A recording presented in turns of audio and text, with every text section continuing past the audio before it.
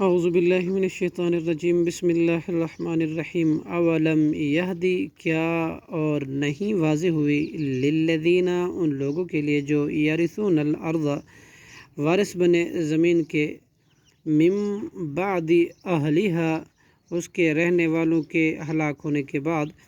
لو نشاء یہ بات کہ اگر ہم چاہیں اصبناہم تو ہم سزا دے ان کو بذنوبہم ان کے گناہوں کی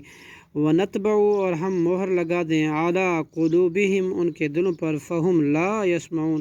پھر وہ کچھ نہ سنیں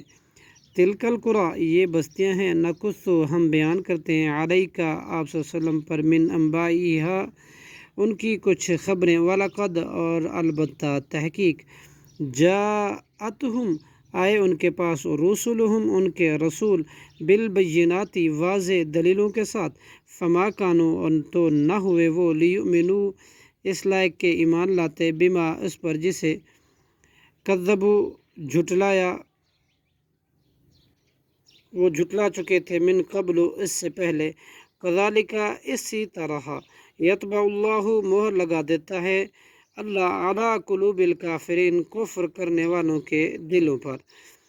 وما وجدنا اور نہیں ہم نے پایا لأکثرہم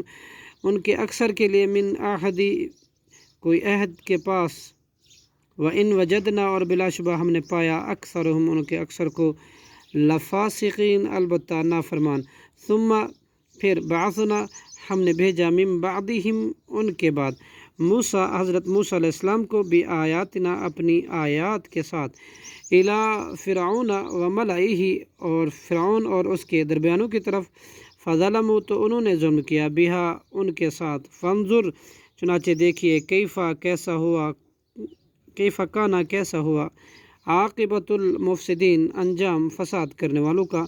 وقال موسیٰ اور کہا موسیٰ علیہ السلام نے یا فرعون اے فرعون انی بلا شبہ میں رسول ہوں من رب العالمین کی طرف سے حقیق سزاوار ہے میرے لیے علی اللہ اقول یہ بات کہ میں نہ میں کہوں علی اللہ پر الا الحق مگر حق قد جئتکم تحقیق میں لایا ہوں تمہارے پاس بینات واضح دلیل من ربکم تمہارے رب کی طرف سے فارسل چنانچہ تم بھیج دے معیہ میرے ساتھ بنی اسرائیل کو قال اس نے کہا ان کنت جئت اگر تو لایا ہے بآیات کوئی بڑی نشانی فاتی تو لے آ بہا اس سے ان کنت اگر تو ہے من الصادقین سچوں سے فالقا تو ڈال دی موسیٰ علیہ السلام نے عصاہ اپنے لاٹھی فیضا یا پھر دفتن ہی ثعبان مبین وہ ظاہر اژدہا تھا